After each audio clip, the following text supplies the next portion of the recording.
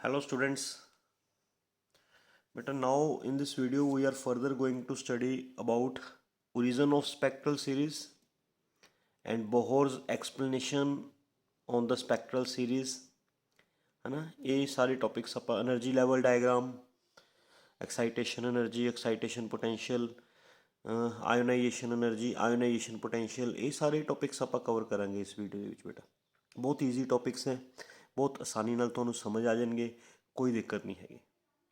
ठीक है, आप स्टार्ट करते हैं अपने फर्स्ट टॉपिक नाल, origin of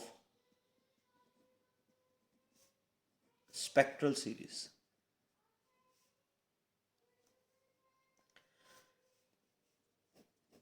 origin of spectral series मतलब स्पैक्ट्रल सीरीज का स्टार्ट या जन्म किमें होया। ठीक है बेटा, ਹੁਣ ਆਪਾਂ ਬੋਹਰਸ ਦੇ ਪੋਸੂਲੇਟਸ ਮੈਂ ਤੁਹਾਨੂੰ ਪੜ੍ਹਾ ਚੁੱਕਿਆ ਹਾਂ ਨਾ ਬੇਟਾ। ਆਪਣੀ ਪਿਛਲੀ ਵੀਡੀਓ 'ਚ ਮੈਂ ਤੁਹਾਨੂੰ ਡਿਸਕਸ ਕੀਤੇ ਸੀਗੇ ਬੋਹਰਸ ਦੇ 3 ਪੋਸੂਲੇਟ ਸੀਗੇ। ਉਸ 'ਚੋਂ ਥਰਡ ਪੋਸੂਲੇਟ ਕੀ ਸੀਗਾ? What is third postulate? ਵੀ ਇਲੈਕਟ੍ਰੋਨ એનર્ਜੀ ਕਦੋਂ ਰੇਡੀਏਟ ਕਰਦਾ ਅਤੇ ਕਿੰਨੀ એનર્ਜੀ ਰੇਡੀਏਟ ਕਰਦਾ। ਇਲੈਕਟ੍ਰੋਨ એનર્ਜੀ ਸਿਰਫ ਉਦੋਂ ਰੇਡੀਏਟ ਕਰਦਾ when it jumps from higher orbit to lower orbit, ਹੈ ਨਾ। ਜਿਵੇਂ ਸਪੋਜ਼ ਦਿਸ ਇਜ਼ ਨਿਊਕਲੀਅਸ, जिस च सारा पॉजिटिव चार्ज है ZE। उस तो बाद this is first orbit having principal quantum number 1, इनू N1 लिख लें। Second orbit principal quantum number 2 N2 लिख लें। जो इलैक्ट्रॉन अपने हायर ऑर्बिट चो लोअर ऑर्बिट जंप करेगा, है ना, फिर वो एनर्जी रिलीज करेगा in the form of EM waves. वो कितनी एनर्जी रिलीज करेगा? जिन्ना ये दो ऑर्बिट्स की एनर्जी का डिफरेंस है उन्नी एनर्जी रिलीज करेगा। That is the third postulate of Bohr's atomic model, है ना बेटा। बोहर्स के एटॉमिक मॉडल का थर्ड पोस्टुलेट सीगा भी when electron jumps from any higher orbit to lower orbit then it release energy in the form of EM waves। EM waves की form च energy release करेगा। कितनी एनर्जी रिलीज करेगा सानू वो पता है। जेडे दो ऑर्बिट्स च इलैक्ट्रॉन ने जंप किया है ना, उन्होंने दो ऑर्बिट्स की एनर्जी द डिफरेंस ले लो, इन्नी एनर्जी रिलीज करेगा, है ना बेटा। चलो, एनर्जी रिलीज करेगा in the form of EM waves. तो एनर्जी का formula H nu is equal to E2 minus E1।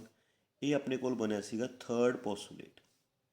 This is third postulate of Bohr's atomic model. इनू यूज़ करांगे आप। एनर्जी का एक्सप्रैशन की ड्राइव किया सीगा पिछले वीडियो च किया सी बेटा। एनर्जी का एक्सप्रैशन एक वड्डा जिहा एक्सप्रैशन सीगा -2 pi square M K square Z square E the power 4 by N square H square, है ना। This is the expression for energy जिस तो 2 कॉन्स्टेंट है, पाई कॉन्स्टेंट है, M इलैक्ट्रॉन का मास कॉन्स्टेंट है, K electrostatic force is a constant quantity, Z is atomic number, E electron का charge constant quantity, H is Planck's constant and N is principal quantum number, है ना। अगर आप एक atom वास्ते solve कर रहे हैं फॉर वन एटम, एक एटम के डिफरेंट ऑर्बिट्स वास्ते भी एटॉमिक नंबर सेम रहिंदा हुंदा। एक एटम है तो वह एटॉमिक नंबर तो सेम होएगा। फर्स्ट ऑर्बिट वास्ते भी एटॉमिक नंबर Z होएगा एंड सैकेंड ऑर्बिट वास्ते भी एटॉमिक नंबर Z होएगा। तो आप पहला फर्स्ट ऑर्बिट की एनर्जी काढ़ लो। फर्स्ट ऑर्बिट की एनर्जी इसकी, है ना, आ फार्मूला यूज़ करके -2 pi square M K square Z square E the power 4 by principal quantum number N1 H square. Second orbit की एनर्जी काढ़ लो। सैकेंड ऑर्बिट की एनर्जी यही फार्मूला यूज़ करके -2 pi square M K square Z square E the power 4 by N2 square H square, है ना। कुछ नहीं चेंज करना बेटा, दोनों फार्मूले च एवरीथिंग इज सेम, सिर्फ प्रिंसीपल क्वांटम नंबर चेंज होएगा।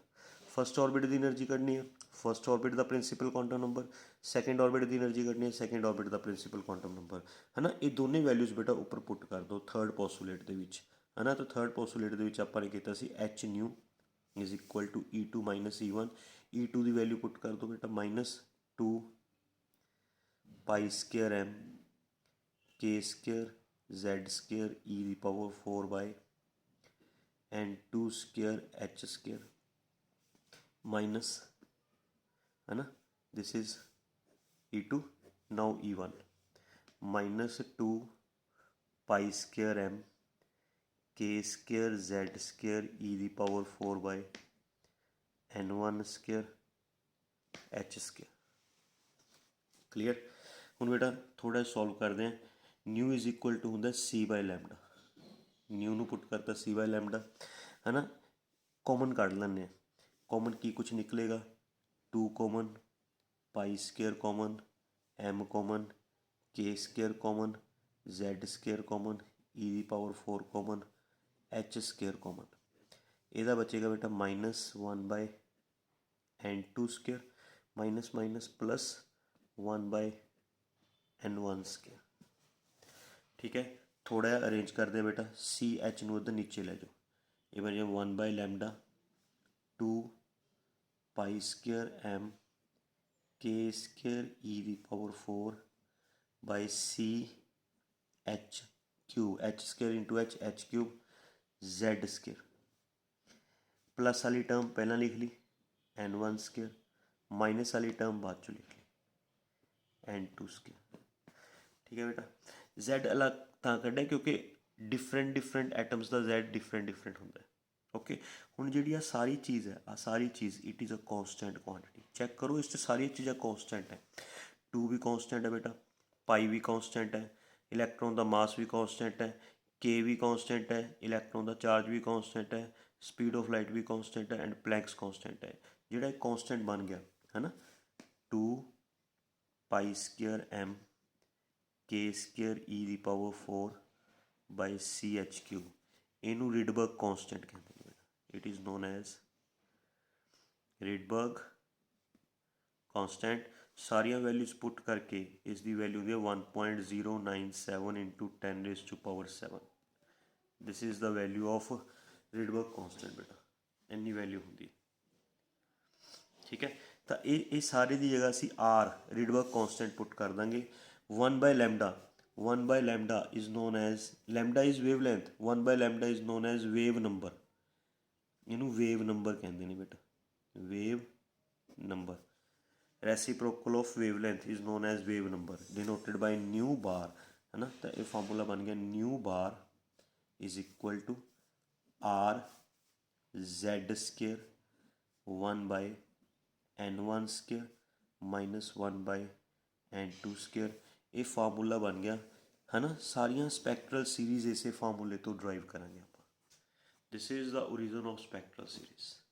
ठीक है, इस दे which what is N1, N1 is principal quantum number of that orbit in which electron jumps, in which electron jumps, and N2 is, है ना, principal quantum number of that orbit from which electron jumps, जिस orbit दे विचों electron ने jump किया that is N2, जिस orbit दे विच jump किया that is N1। तो be careful, है ना। ये लोअर ऑर्बिट है बेटा, ये हायर ऑर्बिट है। ओके, R रिडबर्ग कांस्टेंट है, Z हो गया एटॉमिक नंबर, न्यू बार हो गया वेव नंबर, है ना।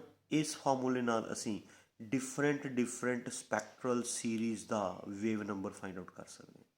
किवें फाइंड आउट किया बेटा वेव नंबर, तुहानूं समझ आ गया। थर्ड पोस्टुलेट यूज़ किया, H nu is equal to E2 minus E1। E दे फार्मूले तो E1 का फार्मूला बना लिया, E2 का फार्मूला बना लिया, दोनों फार्मूले उपर पुट किए, कॉन्सटेंट टर्म्स बाहर कढ़ लिया, एडजस्ट किया, रिजल्ट। ठीक है, हुण आपां डिस्कस करते हैं Bohr's explanation on different spectral series. Okay, ध्यान ना समझो बेटा, ओके। बहुत आसान है, बहुत इजी टॉपिक है। Bohr's explanation on different spectral series, ठीक है। वेव नंबर ਆਪਾਂ याद रखो, वेव नंबर का फार्मूला जो आपने बनाया R(Z²) 1/N1², 1/N2²। 4 hydrogen atom, 4 hydrogen atom, Z is equal to कितना होता 1, तो बेटा हाइड्रोजन एटम वास्ते जो वेव नंबर है ये बन जाएगा R(1)² 1, ये सिर्फ इन्ना बन जाएगा N1² माइनस N2², ठीक है। तो जी सब तो पहला स्पैक्ट्रल सीरीज ओबटेन हुई सी, वो लाइमन नेम के साइंटिस्ट ने ओबटेन की सी। अपने नेम ते उन्हें स्पैक्ट्रल सीरीज का नेम रखता लाइमन सीरीज। सब तो first series Lyman series. Lyman series किसनों कहते हैं? ओके, लाइमन सीरीज बोला जाता बेटा जो कोई इलैक्ट्रॉन किसी भी हायर ऑर्बिट तो डायरैक्ट फर्स्ट ऑर्बिट जंप करे। When electron jumps from any higher orbit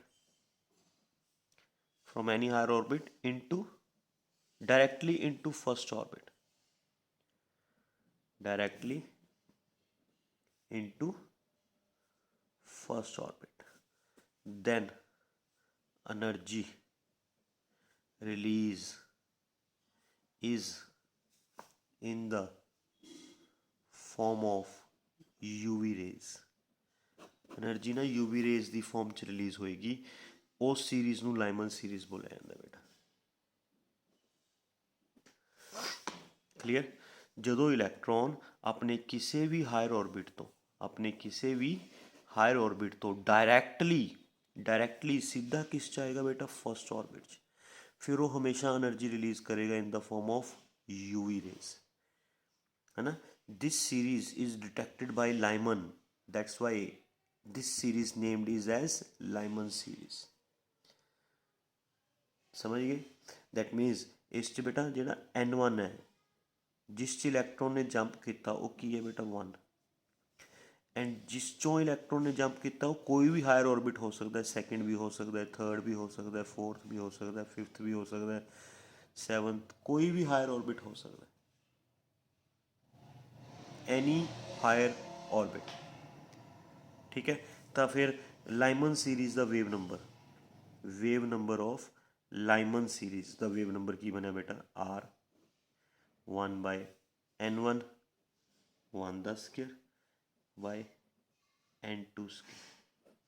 N2 की वैल्यू आप एट ए टाइम डिसाइड करांगे, है ना, भी उसने किस ऑर्बिट चो जंप किया। जो सैकेंड ऑर्बिट चो जंप किया तो N2 की वैल्यू 2, जो फोर्थ ऑर्बिट चो जंप किया फोर्थ तो फर्स्ट ऑर्बिट तो N2 की वैल्यू 4, जो सैवंथ ऑर्बिट तो फर्स्ट ऑर्बिट जंप किया तो N2 की वैल्यू 7। किसी भी हायर ऑर्बिट तो फर्स्ट ऑर्बिट जंप लेना है जो electron, whenever electron jumps from any higher orbit to first orbit directly, है ना। फिर जी एनर्जी रिलीज होएगी वो UV रेज की फॉर्म च रिलीज होएगी। उस एनर्जी को असीं लाइमन सीरीज बोलांगे। क्लीयर? समझ गए कि नहीं समझे? Second, that one is Balmer series.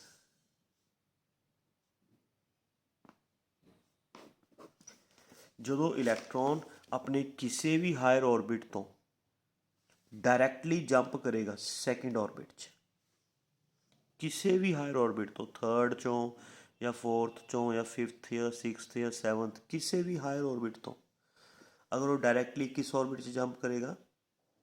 Second orbit च डायरैक्टली, ओके। फिर जी एनर्जी रिलीज होएगी that is release in the form of energy released is in form of visible light. ਫਿਰ એનર્ਜੀ ਵਿਜ਼ੀਬਲ ਲਾਈਟ ਦੀ ਫਾਰਮ 'ਚ release ਹੋਏਗੀ। ਇਹ series ਬਾਲਮਰ ਨੇਮ ਦੇ scientist ਨੇ ਇਨਵੈਂਟ ਕੀਤੀ ਸੀ, that's why it is known as Balmer series. Clear बेटा?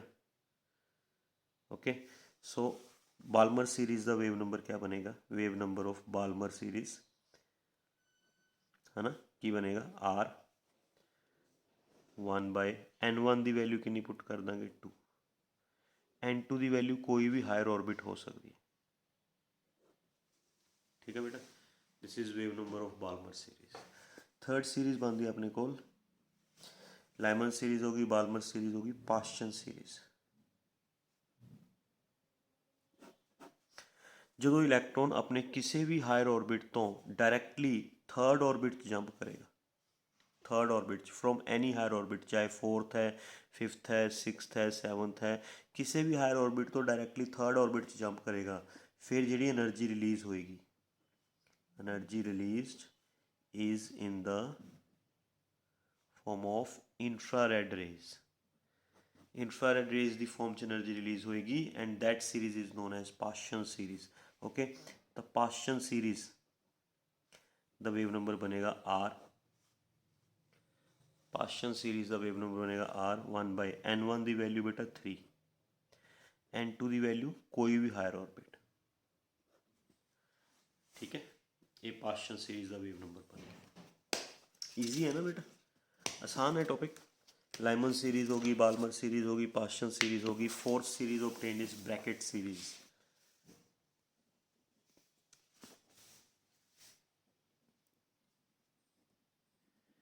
Bracket series when electron jumps from any higher orbit directly into fourth orbit, fifth sixth seventh orbit चो directly किस जावे फोर्थ ऑर्बिट, फिर जी energy release होएगी, energy released is in the form of infrared raise. इसकी भी energy infrared rays की form च रिलीज होती है ना। ब्रैकेट सीरीज का वेव नंबर, ब्रैकेट सीरीज का वेव नंबर बनेगा आर 1/n1 की वैल्यू 4, n2 कोई भी हायर ऑर्बिट। ठीक है, and fifth series is Pfund series, P silent है बेटा। Pfund series when electron jumps from any higher orbit into directly fifth orbit, किसी भी ऑर्बिट चो किसी भी हायर ऑर्बिट तो फिफ्थ ऑर्बिट जंप करे, ये भी जी एनर्जी रिलीज होंगी है, energy released is in the form of infrared rays। तो फंड सीरीज की वेव नंबर बनेगा आर 1/5 का स्क्वायर -1/n2 स्क्वायर। ये सारे सीरीज के वेव नंबर बनाते बेटा मैं थोड़ा क्लीयर। मतलब अगर मैं थोनू एटम के तरीके नाल शो करा, this is nucleus carries all positive charge, first orbit, second orbit,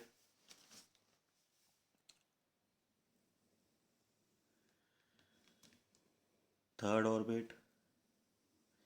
सारे ऑर्बिट्स इक्वल डिस्टेंस से नहीं होंगे बेटा एक दूजे तो, थोनू मैं कल भी दस्या सीगा अपनी प्रीवियस वीडियो 1 2 3 4 5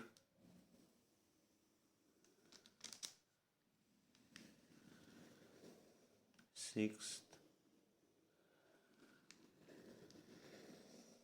सेवंथ, मतलब first orbit, second orbit, third orbit, fourth orbit, fifth orbit, sixth orbit, seventh orbit.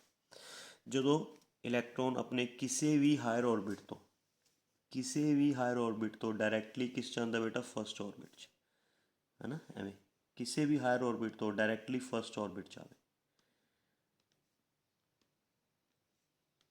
फिर जी एनर्जी रिलीज होएगी वो यूवी रेज की फॉर्म च रिलीज होएगी, in the form of UV rays. That series is known as Lyman series. Sorry when electron jumps from any higher orbit to second orbit, किसी भी higher orbit तो जो second orbit jump करेगा, फिर energy release होएगी in the form of visible light. इस series ਨੂੰ ਬੋਲਦੇ ਨੇ ਬਾਲਮਰ ਸੀਰੀਜ਼। ठीक है। And when electron jumps from any higher orbit into third orbit च अगर इलेक्ट्रॉन जंप लेंदा बेटा किसी भी हायर ऑर्बिट तो थर्ड ऑर्बिट च डायरैक्टली है ना, फिर एनर्जी रिलीज होंदी in the form of infrared rays. इस सीरीज़ ਨੂੰ बोलते हैं आप Paschen series. when electron jumps from any higher orbit to fourth orbit च जंप लेंदा है, फिर भी एनर्जी रिलीज होंदी है इन the form of infrared rays. इस सीरीज़ ਨੂੰ ਆਪਾਂ बोलते हैं bracket series. And when electron jumps from any higher orbit to fifth orbit है ना, फिर भी एनर्जी रिलीज होंदी है इन the form of infrared rays. इस सीरीज़ ਨੂੰ बोलते हैं ਆਪਾਂ फंड सीरीज़। क्लीयर। एवें सारिया सीरीज़ की एक्सप्लेनेशन दी सी बहुत ने। क्लीयर बेटा, कोई कन्फ्यूजन समझ आ गया। हुण आपां डिस्कस कर रहे हैं अगे एनर्जी लैवल डायग्राम। ठीक है, कोई ज़्यादा टफ क्वेश्चंस तो है नहीं गे बेटा, कोई ज़्यादा मुश्किल वाले है ना औखे वाले टॉपिक्स तो है नहीं गे। Energy level diagram hydrogen atom की सॉल्व करांगे। ठीक है, आपां नूं एनर्जी का फार्मूला ये भी आंदा -2 pi square M K square Z square E the power 4 by N square H square है ना। एक एनर्जी का फार्मूला थोड़ा मैं शॉर्ट वाला ये भी तो दसिया सी -13.6 Z square by N square ये ई विच दसिया सी। हाइड्रोजन एटम वास्ते सॉल्व करना है। फॉर हाइड्रोजन एटम जेड की वैल्यू कितनी पुट कर देंगे 1, तो एनर्जी का formula for hydrogen atom 13.6 by N square E V. तो ये फार्मूला लगा के असी हाइड्रोजन एटम के डिफरेंट ऑर्बिट की एनर्जी फाइंड आउट कर सकते हैं। डिफरेंट ऑर्बिट के फॉर एग्जांपल फर्स्ट ऑर्बिट की फाइंड करनी। फर्स्ट ऑर्बिट एन कितना पुट कर देंगे 1 पुट करन ते E1 कितना आ जाएगा -13.6 बाय 1 द स्केयर है ना, कितनी आ जाएगी -13.6 EV। एवं फॉर सेकेंड ऑर्बिट एन की वैल्यू कितनी पुट कर देंगे 2, एन की वैल्यू 2 पुट करेंगे सेकेंड ऑर्बिट की एनर्जी -13.6 बाय एन की वैल्यू 2 पुट कर देंगे बेटा है ना, -13.6 बाय 4 डिवाइड करके देखो कितना क बनता है। It comes out to be -3.4 EV है ना। थर्ड ऑर्बिट वास्ते असी एन की वैल्यू कितनी पुट कर देंगे 3 पुट कर दो -13.6 एन की वैल्यू 3 द स्केयर 9 -13.6 बाय 9 कितना बनता है। It is near about 1.5 EV। Fourth orbit वास्ते एन की वैल्यू 4 पुट कर देंगे। एन की वैल्यू जो 4 पुट करेंगे -13.6 by 4 the square -13.6 by 16 EV। It comes out to be -0.8 EV है ना, 0.8 या 8.5 के नेड़े तेड़े। फिफ्थ ऑर्बिट वास्ते एन की वैल्यू 5 पुट कर देंगे। E5 आ जाएगा सॉल्व करके -13.6 by 5 the square -13.6 by 25 minus it comes out to be 0.54 EV। Sixth orbit है ना, डिफरेंट ऑर्बिट्स की एनर्जी फाइंड कर सकते हैं। एन की वैल्यू 6 पुट कर देंगे 6 है ना -13.6 upon 36 it comes out to be -0.37 EV है ना। एवं बेटा एन की वैल्यू 7th ऑर्बिट वास्ते पुट करांगे तो E7 आ जाएगा -0.227 EV है ना। एवं फॉर इनफाइनाइट ऑर्बिट है ना, इनफाइनाइट ऑर्बिट वास्ते एन की वैल्यू कितनी पुट कर देंगे इनफिनिटी वास्ते है ना। इनफाइनाइट ऑर्बिट की एनर्जी कितनी बनेगी -13.6 upon infinity the square -13.6 upon infinity the square infinity होंगे anything upon infinity is equal to 0। Infinite orbit की एनर्जी कितनी होएगी बेटा 0। विजिबल ना। इनफाइनाइट ऑर्बिट के असी एन की वैल्यू इनफिनिटी पुट कर देंगे। ਇਨਫਿਨਿਟੀ ਦਾ ਸਕੇਅਰ ਇਨਫਿਨਿਟੀ ਹੁੰਦਾ, anything upon infinity is equal two zero. Infinite orbit ਦੀ એનર્ਜੀ ਜ਼ੀਰੋ। ਸਾਰੇ ਡਿਫਰੈਂਟ ਔਰਬਿਟਸ ਦੀ એનર્ਜੀ ਫਾਈਂਡ ਆਊਟ ਕਰ ਲਈ ਆਪਾਂ ਨੇ। ਠੀਕ ਹੈ, ਇਸ ਤੋਂ ਬਾਅਦ ਆਪਾਂ ਇਹਨਾਂ ਦੀ એનર્ਜੀ ਲੈਵਲ ਡਾਇਗਰਾਮ ਬਣਾ ਸਕਦੇ ਹਾਂ ਬੇਟਾ। Wait a minute.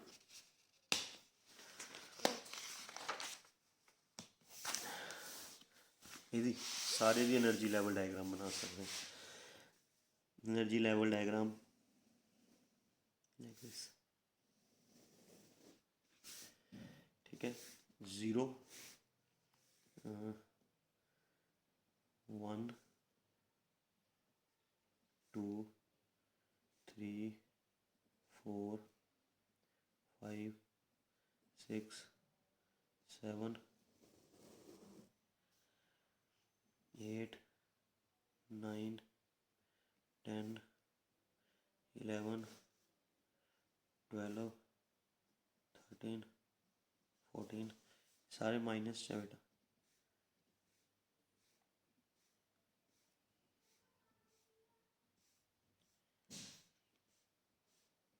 EV channel है, all are in the form of EVs। ठीक है, ਹੁਣ ਜਿਹੜੀ ਸਭ ਤੋਂ ਫਸਟ ਔਰਬਿਟ ਦੀ એનર્ਜੀ ਸੀ, ਜਦ ਚੈੱਕ ਕਰੋ ਫਸਟ ਔਰਬਿਟ ਦੀ એનર્ਜੀ ਕਿੰਨੀ ਹੈ ਬੇਟਾ, -13.6 EV ਹੈ ਨਾ। ਤਾਂ 13.6 ਇੱਥੇ ਕੁ ਬਣਦਾ, ਇਹ ਫਸਟ ਔਰਬਿਟ ਦੀ એનર્ਜੀ ਹੋਈ ਹਾਈਡਰੋਜਨ ਐਟਮ ਦਾ first orbit, n is equal to 1। Second orbit ਦੀ એનર્ਜੀ ਕਿੰਨੀ ਹੈ ਦੇਖੋ, ਸੈਕਿੰਡ ਔਰਬਿਟ ਦੀ એનર્ਜੀ -3.4 ਮਾਈਨਸ, ਇਹ ਤਾਂ ਵਿਜ਼ੀਬਲ ਹੋ ਗਿਆ ਬੇਟਾ ਤੁਹਾਨੂੰ, ਦਿਸ ਇਜ਼ ਫਸਟ ਔਰਬਿਟ, ਇਹ ਫਸਟ ਔਰਬਿਟ -13.6 ਇੰਨਾ ਹੈ ਨਾ। ਹੁਣ 3.4 ਇੱਥੇ ਕੁ ਬਣ ਜਾਏਗਾ 3.4। ਅੰਦਾਜ਼ੇ ਨਾਲ ਬਣਾ ਰਿਹਾ ਬੇਟਾ ਮੈਂ, ਤੁਸੀਂ ਵੀ ਅੰਦਾਜ਼ੇ ਨਾਲ ਹੀ ਬਣਾ ਸਕਦੇ ਹੋ। This is second orbit. Third orbit ਦੀ એનર્ਜੀ ਆਪਣੇ ਕੋਲ ਹੈਗੀ ਹੈ -1.5 है ना, -1.5। This is the energy of third orbit, this is third orbit. फिर फोर्थ ऑर्बिट की एनर्जी है -0.85, 0.8 इत्थे बन जाएगा, 1 तो थोड़ा है ऊपर 0.8। Fourth orbit. फिफ्थ ऑर्बिट की एनर्जी है -0.54, 0.54 इत्थे बन जाएगा बेटा। This is fifth orbit. Sixth orbit की एनर्जी है -0.3 आसी बेटा। सिक्स्थ ऑर्बिट की एनर्जी -0.37, 0.5 उरे तो 0.3 उरे। सिक्स्थ ऑर्बिट की एनर्जी। सैवंथ ऑर्बिट की एनर्जी इस तो थोड़ा है ऊपर है ना। एवं डिफरेंट ऑर्बिट्स की एनर्जी होगी है ना। वैन इलैक्ट्रॉन जंप्स फ्रॉम है ना, इलैक्ट्रॉन किसी भी हायर ऑर्बिट तो है ना जंप करके है ना, चाहे सैवंथ ऑर्बिट चाहे किसी भी हायर ऑर्बिट तो इलैक्ट्रॉन जो जंप करके फस्ट ऑर्बिट च आएगा, एन फस्ट ऑर्बिट चाहे इत्थों जंप कर ले बेटा, चाहे इत्थों जंप कर ले,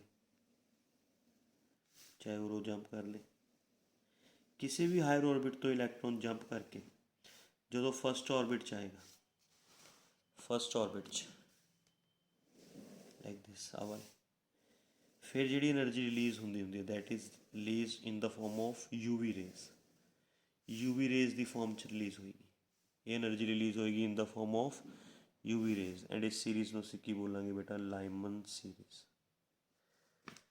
ठीक है, जो इलैक्ट्रॉन जंप करेगा बेटा अपने किसी भी हायर ऑर्बिट तो सैकेंड ऑर्बिट च, किसी भी हायर ऑर्बिट तो डायरैक्टली किस च आएगा, सैकेंड ऑर्बिट च। फिर एनर्जी रिलीज होएगी in the form of visible light, energy बनेगी विजिबल लाइट दी फॉर्म च। That series is known as Balmer series. जो किसी भी हायर ऑर्बिट तो इलैक्ट्रॉन जंप करेगा अपने थर्ड ऑर्बिट च, थर्ड ऑर्बिट च, फिर एनर्जी रिलीज होएगी in the form of infrared rays, IR rays दी फॉर्म च है ना। That series is known as Paschen series.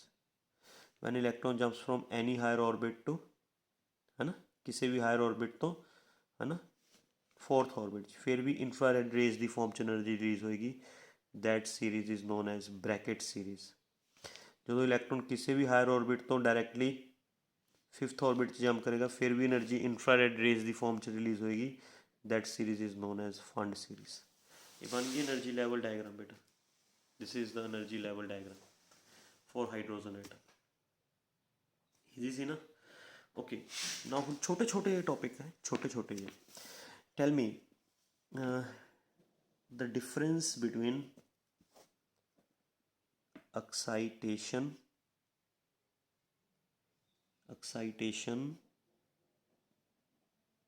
energy and ionization energy। Excitation energy तो आयोनाइजेशन एनर्जी च फर्क दसो की होंदा बेटा, जे पता है सोचो थोड़ा जिहा, सोच के मैनू फर्क दसो एक्साइटेशन एनर्जी तो आयोनाइजेशन एनर्जी। हुण जिवें सपोज दिस इज न्यूक्लियस है ना, carries all positive charge. This is first orbit, this is second orbit,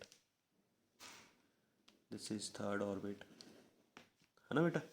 ये न्यूक्लियस है, ये हो गया फर्स्ट ऑर्बिट, ये हो गया सेकेंड ऑर्बिट, ये हो गया थर्ड ऑर्बिट है ना। किसी भी इलैक्ट्रॉन नू लोअर ऑर्बिट तो हायर ऑर्बिट च भेजना है ना, तो जिन्नी एनर्जी चाहिए है एनर्जी है ना, चाहे वो लोअर ऑर्बिट तो सेकेंड ऑर्बिट च भेजना है, चाहे थर्ड ऑर्बिट च भेजना है, जिन्नी एनर्जी चाहिए that energy is known as excitation energy.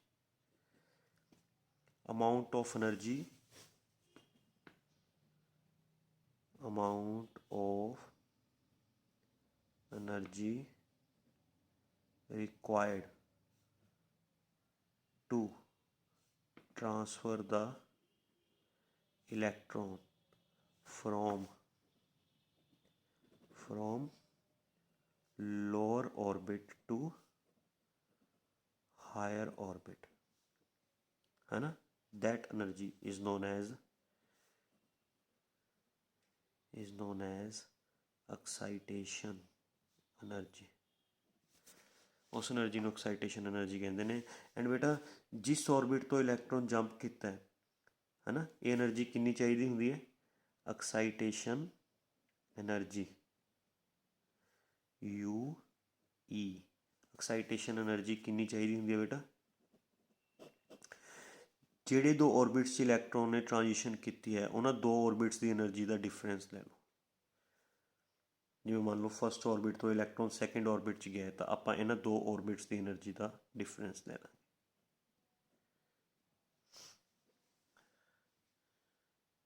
ठीक है, अगर इलैक्ट्रॉन फस्ट ऑर्बिट तो सैकेंड च गया, तो जे इलैक्ट्रॉन फस्ट ऑर्बिट तो थर्ड ऑर्बिट च गया, फिर आप एनर्जी का डिफरेंस थर्ड ऑर्बिट की energy minus first orbit. Easy excitation energy भी जिस ऑर्बिट च इलैक्ट्रॉन सीगा है ना, जिस ऑर्बिट दे विचों सीगा वो एनर्जी ले लो, जिस ऑर्बिट दे विच गया वो एनर्जी ले लो, दोनों की एनर्जी का डिफरेंस ले लो, एक्साइटेशन एनर्जी आ जाएगी भी कितनी एनर्जी चाहिए। क्लीयर, समझ गए। What is ionisation energy. Ionisation energy की होंगी है, किसी भी ऑर्बिट चों, चाहे वो थर्ड ऑर्बिट है, चाहे सैकेंड ऑर्बिट है, चाहे फस्ट ऑर्बिट है, किसी भी ऑर्बिट चों इलैक्ट्रॉन बाहर कढ़ के इनफिनिटी ते भेजना, इनफिनिटी ते, that is known as ionisation energy है ना। Amount of energy required, amount of energy required to eject the electron out from the orbit is known as ionization energy है ना बेटा। तो इस जे आयोनाइजेशन एनर्जी फाइंड आउट करनी है, तो ਜਿਹੜੇ ऑर्बिट चो इलैक्ट्रॉन जंप किया है, अगर वो इलैक्ट्रॉन फस्ट ऑर्बिट चो जंप किया है तो फस्ट ऑर्बिट की एनर्जी माइनस इनफाइनाइट ऑर्बिट की एनर्जी। इनफाइनाइट ऑर्बिट की एनर्जी तो जीरो ही होंगी है ना, या एवें कह सकते हो इनफाइनाइट ऑर्बिट की एनर्जी माइनस फस्ट ऑर्बिट की एनर्जी। इनफाइनाइट ऑर्बिट की एनर्जी कितनी होंगी है बेटा, जीरो। फस्ट ऑर्बिट की एनर्जी थोड़ी माइनस च होंगी है है ना, ये आ जाएगी आयनाइजेशन एनर्जी। ये हाइड्रोजन एटम वास्ते सॉल्व की है मैंने, this is for hydrogen atom. अगर इलैक्ट्रॉन तुसी सैकेंड ऑर्बिट चों रिमूव करवाए, किस चों, फर्स्ट ऑर्बिट की जगह किस चों रिमूव करवाए, सैकेंड ऑर्बिट चों, फिर है ना आयोनाइजेशन एनर्जी आ जाएगी इनफाइनाइट ऑर्बिट की एनर्जी माइनस सैकेंड ऑर्बिट की एनर्जी। इनफाइनाइट ऑर्बिट की एनर्जी 0, सैकेंड ऑर्बिट की एनर्जी हाइड्रोजन वास्ते 3.4 सी, है ना, तो बन जाएगी 3.4 EV, है ना। जिस ऑर्बिट चो इलैक्ट्रॉन तुसी रिमूव करवाया, फर्स्ट ऑर्बिट चो रिमूव करवाया, फर्स्ट ऑर्बिट की एनर्जी ले लोगे, सैकेंड ऑर्बिट चो रिमूव करवाया, सैकेंड ऑर्बिट की एनर्जी ले लोगे, इत्थे हमेशा इनफाइनाइट ऑर्बिट की एनर्जी आएगी। एवें तुसी बेटा एक्साइटेशन एनर्जी भी फाइंड आउट कर सकते हो, आयोनाइजेशन एनर्जी भी फाइंड आउट कर सकते हो, है ना। तो हुण एक तुसी यूनिट फर्स्ट च 10+2 क्लास यूनिट फर्स्ट च कीता सी energy per unit charge is known as potential. तो दैट मीनस जे तुसी एक्साइटेशन एनर्जी कढ़ ली, उसनूं तुसी ई नाल, चार्ज मतलब इलैक्ट्रॉन, इलैक्ट्रॉन के चार्ज नाल डिवाइड करके एक्साइटेशन पोटेंशियल फाइंड आउट कर सकते हो। एंड आयोनाइजेशन एनर्जी कढ़ ली, आयोनाइजेशन एनर्जी है ना, उन्होंने ई नाल डिवाइड करके तुसी आयोनाइजेशन पोटेंशियल फाइंड आउट कर सकते हो। तो मतलब पहला मेन एम तो एनर्जीज फाइंड आउट करने का होंदा है, एनर्जी नूं ई नाल डिवाइड करके, ई नाल डिवाइड करके असीं पोटेंशियल्स फाइंड आउट कर सकते हैं भी कितना पोटेंशियल चाहिए है इलैक्ट्रॉन नूं शिफ्ट करने वास्ते from one orbit to another orbit, या कितना पोटेंशियल चाहिए है इलैक्ट्रॉन नूं इजैक्ट करवाने वास्ते। एक ऑर्बिट तो दूसरे ऑर्बिट च भेजना है तो एक्साइटेशन, अगर इजैक्ट करवाना है परमानेंटली, है ना, इजैक्ट करवाना है तो ionization. So excitation energy and ionization energy सी बेटा, ठीक है। Hope you understand very well, thank you very much.